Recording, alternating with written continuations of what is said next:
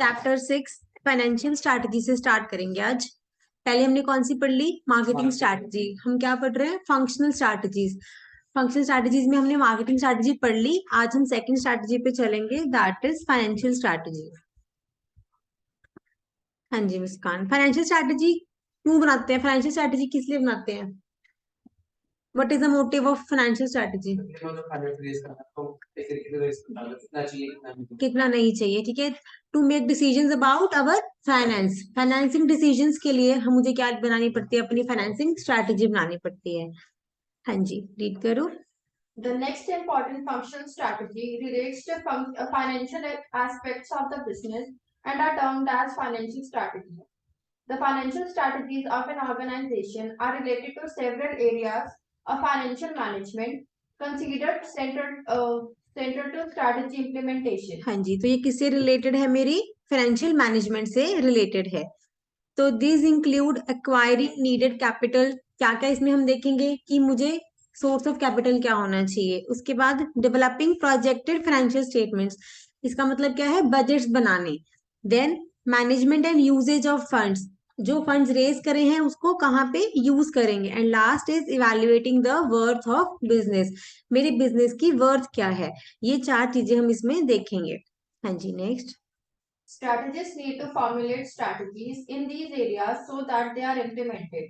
Some examples of decisions that may require financial and accounting policies are. हाँ जी, कई बार direct question आता है, what are the decisions taken in financial strategy. तो ये हमारे decisions होंगे। देखो, फर्स्ट है, फर्स्ट क्या इसमें डिसीजन लेंगे? To raise capital. To raise capital, क्या क्या सोर्सेज हैं कैपिटल रेज करने के? डेट, इक्विटी, या फिर उनका कोई मिक्स लेते हैं हम, 40% हाँ जी, चाहे जनरली भी डेट हो सकता है, डेट लगा लो, ठीक है, लोन ले लो, ठीक है। शॉर्ट टर्म डेट हो सकता है, लॉन्ग टर्म डेट हो सकता है, प्रेफर्ड स्टॉक या फिर common stock, that is equity, ठीक है। सेकंड होएगा मेरा डिसीजन टू लीज और बाय फिक्स्ड एसेट। अब जो फिक्स्ड एसेट है उनको मैं लीज पे ले सकती हूँ या फिर उसको हम बाय कर सकते हैं। लीज मतलब समझ गए इसको तो, ठीक है। Third is to determine appropriate dividend pay out ratio, DPR. सुना हुआ सबने? What is DPR? Dividend pay out ratio क्या होती है? ईपीएस का, हाँ, ईपीएस में से हम कितना पार्ट लोगों को डिविडेंड में दे देंगे, शेयर होल्डर्स को डिविडेंड में देंगे, that is dividend pay out ratio. Next is to extend the time of account receivable, मतलब क्रेडिट पॉलिसी क्या होगी हमारी? क्रेडिट पॉलिसी मींस कितने टाइम में हमें पेमेंट करनी है, ठीक है। Then fifth is discount on account within a specified period of time. हम कई बार कर देते हैं ना कि अगर आप अर्ली पेमेंट कर दोगे तो 2% डिस्काउंट रख लेंगे, तो वो चीज।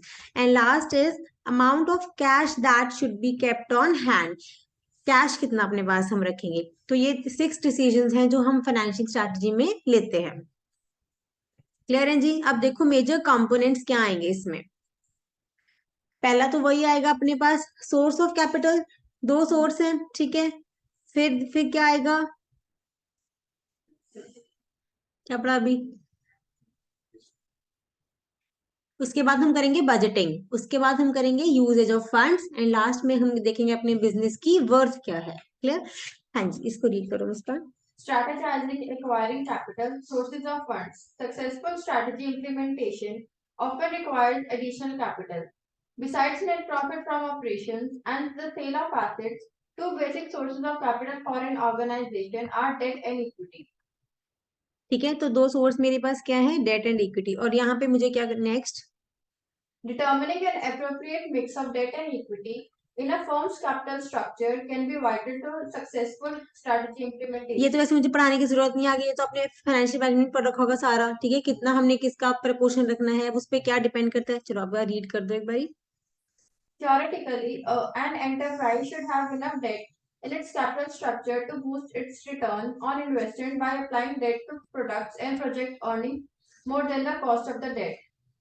In low earnings periods, too much debt in the capital structure of an organization can endanger stockholders' return and jeopardize कई बार हमें companies डेट भी provide. खतरा कर सकता है, ठीक है, तो वो हमें देखना है कि किस सिचुएशन में मुझे डेट रेज करना चाहिए, किस सिचुएशन में मुझे इक्विटी में मुझे सेटिस्फेक्शन मिल जाएगी।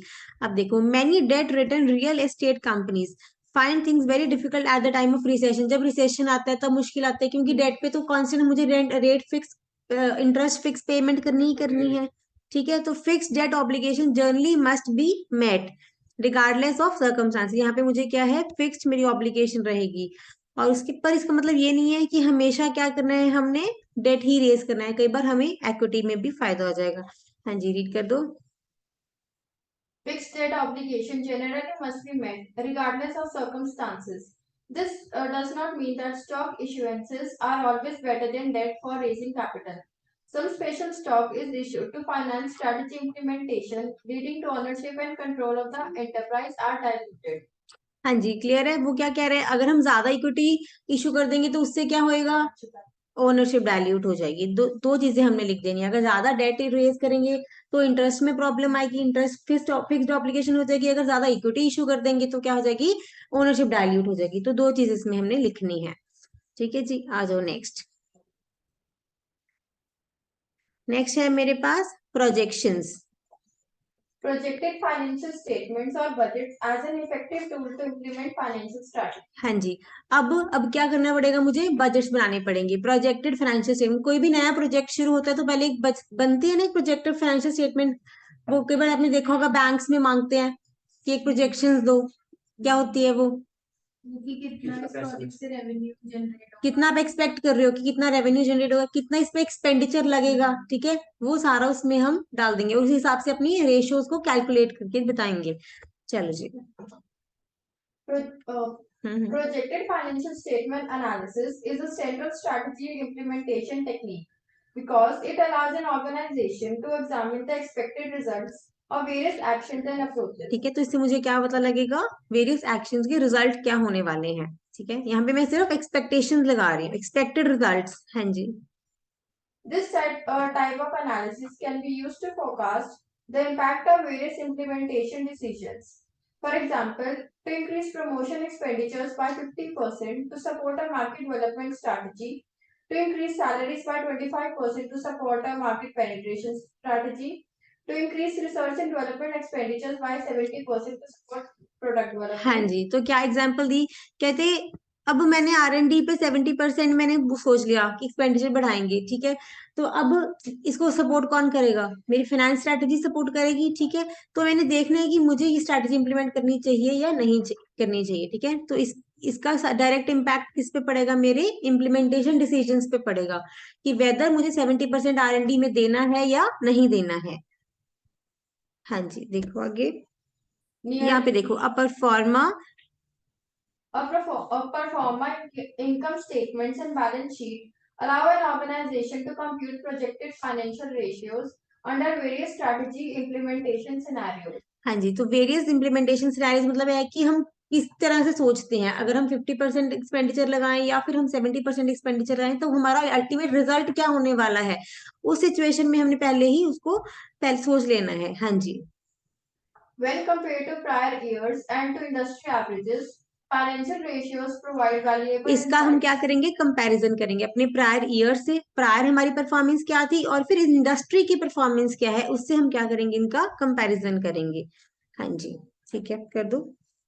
Into the feasibility of various strategy implementation approaches. बस ठीक है, अभी आ गया जो सेकंड पार्ट है मेरा, फाइनेंशियल बजट।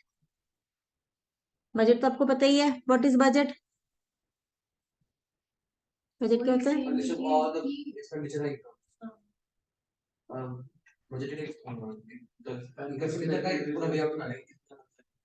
कितना खर्चा, प्लानिंग द एक्सपेंडिचर ना, एक्सपेंडिचर को प्लान करना, ठीक है।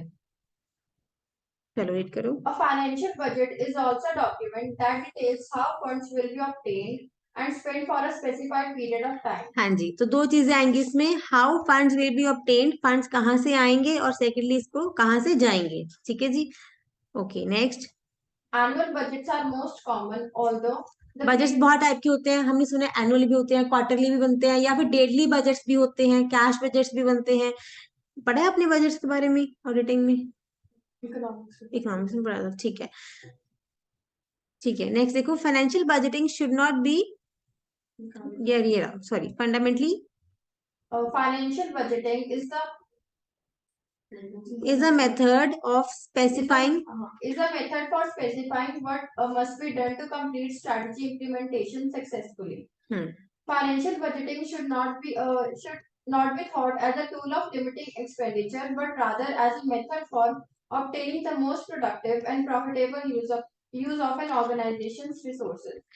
फिर उसके बाद आप लास्ट टाइम लिखोगे, financial budgets can be viewed as a planned allocation of firm's resources. ठीक है जी, इसमें हम क्या करेंगे, एलोकेशन को प्लान करेंगे, रिसोर्सेज को, किसको प्लान करेंगे, रिसोर्सेज की एलोकेशन को प्लान करेंगे on based on forecast, future में क्या हम सोच रहे हैं उसके हिसाब से ही एलोकेशन कर देंगे। हाँ जी, अब यहाँ पे नीचे थोड़ी सी एग्जांपल है, आप ये देख लेना। कैश बजट है, कितने टाइप्स के होते हैं, sales budget, profit, factory, capital, मतलब ये सारे एग्जांपल्स है, जितने भी आप नाम याद रख सको आप नाम याद कर लेना। ठीक है, ठीक है, नेक्स्ट आ जाओ, यूजेज ऑफ फंड्स। अब जो हमने फंड्स रेज करे हैं उनको हम कहाँ पे यूज करेंगे, यूटिलाइज। हाँ जी,